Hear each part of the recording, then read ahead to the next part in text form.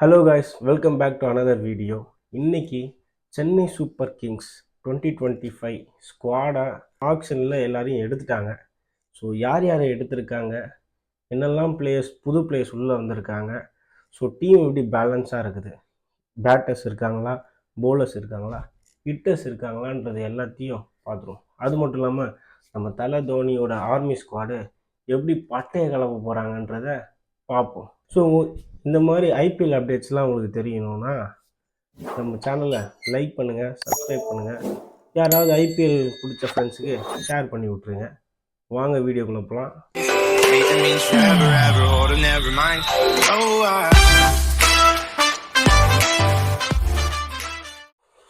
So guys, ஆக்ஷனில் நிறைய பேர் சும்மா போட்டி போட்டுட்டு எல்லா டீமும் வாங்கினாங்க மோஸ்ட்டாக. ஸோ சிஎஸ்கே யார் யார் மேலே அதிகமாக கான்சன்ட்ரேஷன் பண்ணாங்க, பேட்டர்ஸா, போலர்ஸா, அந்த மாதிரி ஆல்ரவுண்டர்ஸா, ஸோ இதெல்லாம் வந்து ஸோ டீமில் யார் யார் இருக்காங்கன்றதை ஃபஸ்ட்டு ஃபுல்லாக பார்த்துருவோம். அதுக்கப்புறம் அவங்களாம் என்னென்ன பண்ணியிருக்காங்கன்றதை பேசுவோம், ஓகேவா? ஸோ டீம் ஃபுல்லாக யார் யாருன்றதை நான் இப்போ சொல்கிறேன். ஸோ பேட்ஸ்மேன்ஸ் பொறுத்த வரைக்கும் யார் இருக்காங்கன்னா, ருத்ராஜ் கெய்க்வாட் கேப்டன், நம்ம தலையோட சின்ன சிங்கம், சொல்லவே வேணாம்.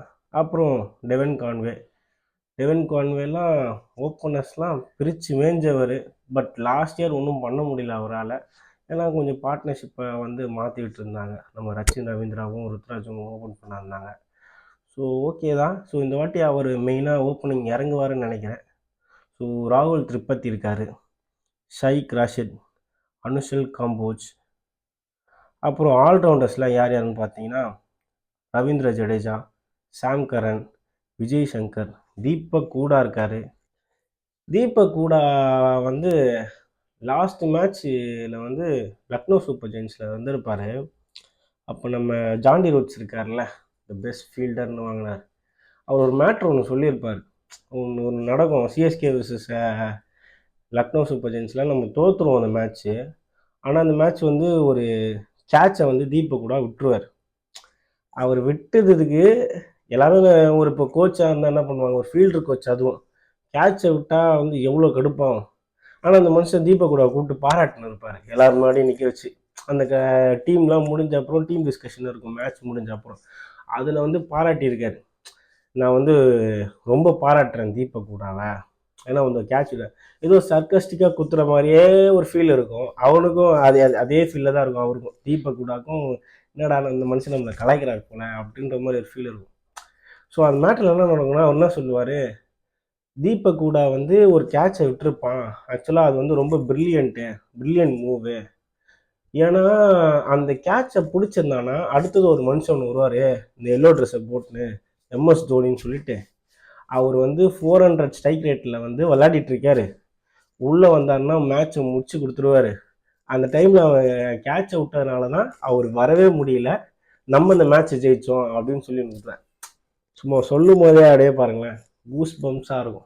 அந்த வீடியோவுக்கு நான் போடுறேன், பாருங்களேன் நீங்களே. They have in the yellow team, they have this guy MSD. He is striking at like 400% strike rate. So I thought it was a really smart decision by the birthday boy yesterday, Deepak Huda. Let the ball go for 6. That meant Dhoni didn't come out for another 5 balls.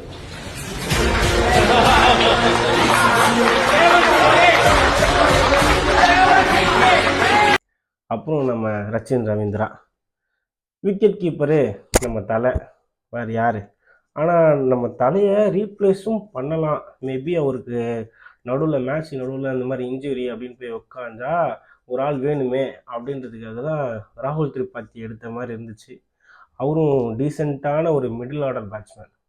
அவர் வந்தார்னா அவரோட போர்ஷனை கிளியராக பண்ணுற ஒரு ஆள் தான். சும்மா வந்து வந்தோம் அவுட் ஆனோம் சுற்றணும்லாம் இருக்க மாட்டார், ஒரு மாதிரி எத்திக்கலாக விளையாடுவார். ஸோ நல்ல பிளேயர். ஸோ போலர்ஸ்லாம் யார் யாருன்னு பார்க்கலாம். நம்ம மதிஷா பத்திரானா, யாக்கர் கிங். அதுக்கப்புறம் நம்ம தமிழ்நாட்டில் என்னடா சிஎஸ்கேல ஒரு தமிழ் பிளேயர் கூட இல்லை அப்படின்னு நிறைய பேர் ரிவ்யூ போட்டுகிட்டே இருந்தாங்க. என்னங்க பெரிய Chennai super Kings, Chennai player ஒருத்தர் கூட இல்லைன்னு சும்மா சொல்லிக்கிட்டே இருந்தாங்க. அதுக்கெல்லாம் வச்சாம பாருங்க ஆப்பு, ரவிச்சந்திரன், அஸ்வின். நம்ம தலை அஸ்வின் இறக்கிட்டாங்க. இப்போ சென்னை டீமில் சென்னை பிளேயரே ஒருத்தர் இருக்கார். இப்போ என்னடா சொல்ல போகிறீங்க டு த ஏட்டஸ். அடுத்தது வந்து கஹில் அகமத், அப்புறம் நூர் அகமத், அப்புறம் முகேஷ் சௌத்ரி, அவரை பற்றி நமக்கு தெரியும். அப்புறம் குராப்ஸ்னீத் சிங். ஸோ இவரை பற்றியும் ஒரு வீடியோ போட்டிருந்தாங்க சோஷியல் மீடியாவில், இந்த ரீல்ஸில் பார்த்துருந்தேன். அவரும் பயங்கரமாக போகிறாரு. நத்தன் எல்லிஸ், ஜாமி ஓவர்டன். இந்த ஜாமி ஓவர்டனோட ஒரு வீடியோ ஒன்று பார்த்தேங்க. சும்மா பிரித்து மேய்கிறாரு மனுஷன். அவர் ஒரு ஹிட்டர், பயங்கரமான ஹிட்டர். ஏதோ ஒரு ஓவரில் 4 6 சும்மா தூக்கி ஸ்டேடியத்துக்கு வெளியே அடிச்சிருவார். கண்ணா பின்னான்னு. முடிஞ்சால் அந்த வீடியோ ஏதாவது இருந்துச்சுன்னா இந்த வீடியோவில் நான் போடுறேன், பாருங்கள். அதுக்கப்புறம் கமலேஷ் நாகர்கோட்டி, நம்மால் தான். So welcome. ஸ்ரேயஸ் கோபால், வான்ஸ் பெட்டி, ஆண்ட்ரேஸ் சித்தார்த். ஸோ இதுதாங்க overall team squad. So team வந்து வெல் பேலன்ஸ்டாக தான் இருக்குது. ஸோ யங் பிளேயர்ஸும் இருக்காங்க, எக்ஸ்பீரியன்ஸ் பிளேயர்ஸும் இருக்காங்க. ஸோ ஒரு நல்ல பேலன்ஸான டீம் தான். நம்ம தலைக்கிட்ட ஒரு புல்லை கொடுத்தாலே அதை அப்படியே செடியாக மரமாக மாற்றி என்னென்னமோ பண்ணுறவர். இந்த மாதிரி ஒரு நல்ல டீம் கிடைச்சா என்ன வேணால் பண்ணுவார். ஸோ டீமில் ஆக்சுவலாக கீ ரிட்டென்ஷன்ஸ் பிளேயர்ஸில் யார் யார் எடுத்துக்கிறாங்கன்னா, நம்ம தலை தோனி எடுத்திருக்காங்க, ருத்ராஜ் கெய்க்வாடு, ரவீந்திர ஜடேஜா, மத்தீஷா பத்திரானா. ரிட்டென்ஷனில் வந்து இவங்க சூஸ் பண்ண இந்த 4 பிளேயருமே ஒர்த்து தான். ஆனால் நமக்கு சில பிளேயர்ஸை ரொம்ப வெளியில் பிடிக்கும், ஆனால் 4 பிளேயர் தான் ரிட்டென்ஷனில் பண்ண முடியும்னால இவங்க 4 பேர் தான் சூஸ் பண்ணியிருக்காங்க. ஆனால் ஆர்டிஎம் போட்டு டெவின் கான்வே அந்த மாதிரி ஒரு 2-3 பிளேயர் எடுத்துருக்காங்க. முக்கியமாக சொல்ல மாட்டாங்க, நம்ம சாம் கரன் வேறு எடுத்துருக்கிறாங்க. அவர் வந்து அப்போ ஒரு மேட்ரு ஒன்று பண்ணுவார் தெரியுமா? ஆக்சுவலாக அவர் வந்து ஃபஸ்ட்டு ஐபிஎல் வந்து நம்ம பிளே ஆஃப்கே உள்ளே போகல. ஸோ பார்த்தீங்கன்னா பிளே ஆஃப்கே உள்ளே போகல. அந்த மேட்ச் வந்து இவரை வந்து ஓப்பனிங்கில் இறக்கி விடுவார். நம்ம தலை போய் என்ன வேணா பண்ணிட்டு வா அப்படின்னு. சுற்றுவார் பாருங்க ஒரு மேட்ச்சு. எப்பா எங்கேந்திரா இருந்தேன்னு. அதே மாதிரி ஒரு பெரிய மேட்ச்சுங்க, மும்பை இந்தியன்ஸோட பொலாட் ஆடிட்டு இருப்பார். பயங்கர அடி அடிச்சுன்னு இருப்பார், செம்ம அடி அடிச்சுன்னு இருப்பார் பொலார். எல்லா பாலையும் சாம் கரன் பாலையும் அடி அடின்னு அடிச்சுட்டு இருப்பார். அப்போ வந்து மனுஷன் ஒரு பால் போடுவார், வெளியில் போகிற மாதிரி இருக்கும், தலைவர் அப்படி நவுந்துடும், டக்குன்னு பார்த்தா ஸ்டெம்ப் அடிச்சிடும். என்னமா இருக்கும் அந்த மேட்ச்லாம். So back to Chennai super kings. Welcome Sam கரன்ஜி. சுட்டி குழந்தை, வெறித்தனமாக ஆடுவார். அதுக்கப்புறம் நூர் அகமதும் ஒரு ஆப்கானிஸ்தான் ஸ்பின்னர்.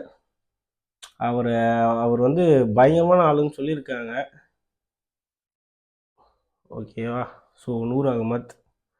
ஆனால் எமர்ஜிங் டேலண்ட் பிளேயராக அவங்க வந்து சொல்கிறது யாருன்னு பார்த்தா குர்ஜாப்ரீத் சிங், ஒரு ஃபாஸ்ட் பவுலர். இவர் பயங்கரமாக போடுவார் அப்படின்ற மாதிரி சிஎஸ்கே டீம்லேருந்து கமிட்டிலேருந்து சொல்லியிருக்காங்க. எமர்ஜிங் பிளேயராக இந்த வாட்டி இவர் இருப்பாருன்னு சொல்லிட்டு. ஸோ மெயினாக எனக்கு தெரிஞ்சு இவர் ஆடுவார் ஸ்குவாடில். ஸோ 11 பேரில் யார் யாரை உட்கார வைக்க போகிறாங்கன்றதான் தெரியல. உட்கார வைக்க போகிறவங்க யாராவது உங்களுக்கு தெரிஞ்சிங்கன்னா கமெண்ட்டில் லீவ் பண்ணுவோம். இவங்களெல்லாம் உட்கார வச்சுருவாங்க அப்படின்னு நீங்கள் நினச்சிங்கன்னா பெஞ்சில் உட்கார வைங்க. பட் எனக்கு தெரிஞ்சு எல்லாருக்கும் சான்ஸ் கொடுப்பாங்கன்னு நினைக்கிறேன் இந்த வருஷம். ஏன்னா நம்ம தலையோட லாஸ்ட் இயராக இருக்கலாம், பட் இருக்கக்கூடாதுன்னு நம்மளோட எண்ணம். இருக்கிறதுக்கும் சான்ஸ் இருக்குது. அதனால் அவர் ஏதாவது புதுசாக ட்ரை பண்ணுவார்னு நினைக்கிறேன். எப்படியோ எல்லா அட்வைஸும் நம்ம ருத்ராஜ் கேப்டன் வந்து நம்ம பெரிய கேப்டன் கிட்ட கேட்டு தான் பண்ணுவார். அதனால் team will be super fine. So இதாங்க ஸ்குவாடு. இதில் வந்து இவங்கெல்லாம் யாருமே தேவையில்லை நம்ம டீமுக்கு. இவங்கெல்லாம் எதுக்கு இருக்கிறாங்களே அப்படின்னு நீங்கள் நினச்சிங்கன்னா அவங்களெல்லாம் கமெண்ட்டில் போடுங்க, எனக்கும் தெரிஞ்சுக்கலாம். மற்றபடி எனக்கு ஸ்குவாடில் வந்து ஹாப்பி தாங்க. ஒரு நல்ல டீசெண்ட் ஸ்குவாடு, ரொம்ப நீட்டாக எடுத்துருக்குறாங்க. அதாவது எல்லா இதுலேயுமே கவர் பண்ணியிருக்காங்க. பேட்டர்ஸ் வேணுமா பேட்டர்ஸ் இருக்காங்க, ஹிட்டர்ஸ் வேணுமா ஹிட்டர்ஸ் இருக்காங்க, போலர்ஸ் வேணுமா ஃபாஸ்ட் போலர்ஸ் வேணுமா இருக்காங்க, ஸ்பின்னர்ஸ் சும்மா 2 பேர். அதுவும் நம்ம அஸ்வின் அவரெல்லாம் பற்றி சொன்னால் சேப்பாக்கத்தில் தான் அவர் விளாட்னதே. அவர் அந்த கிரவுண்டில் விட்டா, அதுவும் சிஎஸ்கே டீமுக்குன்னு விட்டோன்னு வைங்களேன் ஒன்று பண்ணுவார். ஏன்னா 2008லலாம் ஒன்று பண்ணியிருப்பார் பயங்கரமாக. ஸோ அவரும் ஜடேஜாவும் நின்று பின்னாடி நம்ம தலை விக்கெட் கீப்பிங் பண்ணி ஒரு மேட்ரு ஒன்று பண்ணுவாங்க. அதுக்கு தாங்க வெயிட்டிங். ஸோ அதுவும் இந்த வாட்டி நம்ம அஸ்வின்லாம் பயங்கரமாக ஆல்ரவுண்டராகவே தெரிஞ்சிருக்காரு. நல்லா பேட்டிங்கும் பண்ணியிருக்காரு. ஸோ எனக்கு தெரிஞ்சு ஒரு நல்ல ஸ்குவாடு இந்த வாட்டி ஓட விட்றோம். சும்மா கப்பை வாங்கி தலைகளை கொடுத்த அப்படி தூக்குறோம். சரிங்களா? ஸோ அவ்வளோதாங்க. ஸ்குவாட்ஸ்லாம் இவ்வளோதான். இதில் ஏதாவது உங்களுக்கு சேஞ்சஸ் ஏதாவது இருக்கிற மாதிரி இருந்துச்சுன்னா கமெண்ட்டில் லீவ் பண்ணுங்கள். ஸோ வீடியோவில் இது பண்ணலாம், கொஞ்சம் இது பண்ணலாம், ஏதாவது சஜஷன்ஸ் இருந்துச்சுன்னா மென்ஷன் பண்ணுங்கள். ஸோ நானே இப்போ தான் புதுசாக யூடியூப் சேனல் ஆரம்பிச்சிருக்கேன். அதில் ஏதாவது குறை நிறைய ஏதாவது இருந்துச்சுன்னா சொல்லுங்கள், சரி பண்ண ட்ரை பண்ணுவோம். மற்றபடி இந்த வீடியோவை இதோட முடிச்சுக்கிறேன். So thank you all, by.